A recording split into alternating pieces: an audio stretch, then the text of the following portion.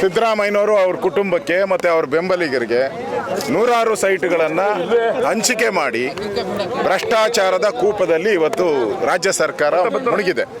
ನಾವು ಇವತ್ತು ಪ್ರತಿಭಟನೆಯನ್ನು ಕೊಟ್ಟಿದ್ರಿ. ಬೆಂಗಳೂರಿಂದ ನಾವೆಲ್ಲ ಹೊರಟಿದ್ರಿ. ನಾವು ಅಶ್ವಥ್ ನಾರಾಯಣ್ ಅವರು, ವಿಜಯೇಂದ್ರ ಎಲ್ಲ. ಒಂದು ರೀತಿ ಪ್ರಜಾಪ್ರಭುತ್ವದಲ್ಲಿ ವಿರೋಧ ಪಕ್ಷಕ್ಕೆ ಪ್ರತಿಭಟನೆ ಮಾಡುವಂಥ ಹಕ್ಕಿದೆ. ಇವತ್ತು ಪ್ರತಿಭಟನೆ ಮಾಡುವಂಥದ್ದಕ್ಕೂ ಹತ್ತಿಕ್ಕೋದು. ನಾವು ಇಲ್ಲಿಗೆ ಬರಬೇಕಾದ್ರೆ ಟೆಂಪೋದಲ್ಲಿ ಬಂದಿದ್ದೀರಿ. ಏನು ತರಕಾರಿ ಹೌದು, ತರಕಾರಿ ತುಂಬಿರುವಂಥ ತರಕಾರಿಯ ಒಂದು ಟೆಂಪೋದಲ್ಲಿ ನಾವು ಈ ಪ್ರತಿಭಟನೆಗೋಸ್ಕರ ಇವರ ಪೊಲೀಸರ ಕಣ್ ತಪ್ಪಿಸಿ ನಾವು ಬಂದಿದ್ದೀರಿ.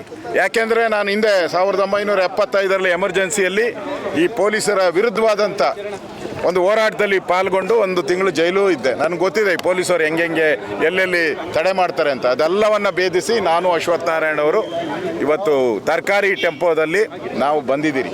ಈ ಎಲ್ಲ ಪೊಲೀಸರ ಭದ್ರಕೋಟೆಯನ್ನು ಭೇದಿಸಿ ನಾವು ಇಲ್ಲಿಗೆ ಬಂದಿದ್ದೀರಿ.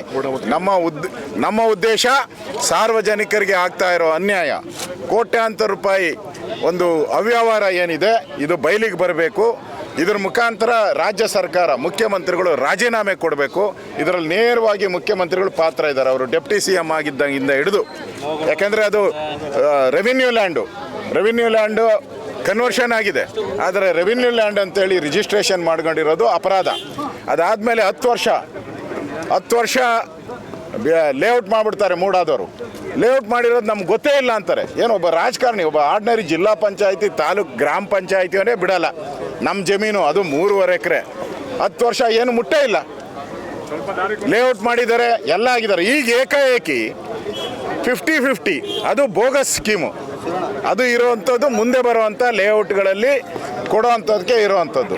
ಮತ್ತು ಇವಾಗ ಅವ್ರಿಗೇನು ಕೊಟ್ಟಿದ್ದಾರೆ, ಸರ್ಕಾರದ ಆದೇಶ ಏನಿದೆ, ಯಾವ ಲೇಔಟಲ್ಲಿ ಅಕ್ವೈರ್ ಆಗುತ್ತೋ ಆ ಲೇಔಟಲ್ಲಿ ಕೊಡಬೇಕು ಅನ್ನೋದು ಫಸ್ಟು. ಅದಾಗಲಿಲ್ಲ ಅಂದರೆ ಮುಂದೆ ಮಾಡೋ ಲೇಔಟ್ಗಳಲ್ಲಿ, ಫ್ಯೂಚರ್ ಮಾಡೋ ಅಂಥ ಲೇಔಟ್ಗಳಲ್ಲಿ ಕೊಡಬೇಕು ಅಂತ. ಆದರೆ ಇವರು ಅದಕ್ಕಿಂತ 10 ವರ್ಷದ ಹಿಂದೆ ಲೇಔಟಲ್ಲಿ, ಅಂದರೆ ಇಲ್ಲಿ 3,000 ರೂಪಾಯಿ ಇದ್ದರೆ ಅಲ್ಲಿ 10,000 ರೂಪಾಯಿ ರೇಟ್ ಐತೆ.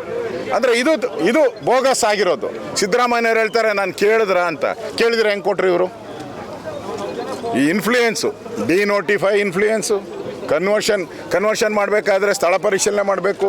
ರೆವಿನ್ಯೂ ಇನ್ಸ್ಪೆಕ್ಟರ್, ತಹಸೀಲ್ದಾರ್, DC ಅಲ್ಲಿ ಲೇಔಟ್ ಆಗಿದ್ರೆ ಕನ್ವರ್ಷನ್ ಹೆಂಗೆ ಮಾಡ್ತಾರೆ ಇವರು? ಮಾಜಾರ್ ಮಾಡಿದೆ. ಇದೆಲ್ಲನೂ ಕೂಡ ದೊಡ್ಡ ಬ್ರಹ್ಮಾಂಡ ಭ್ರಷ್ಟಾಚಾರ ಆಗಿದೆ. BJP ಇದರ ವಿರುದ್ಧ ಧ್ವನಿ ಎತ್ತಿದೆ, ಹೋರಾಟ ಮಾಡ್ತಾ ಇದ್ದೀರಿ.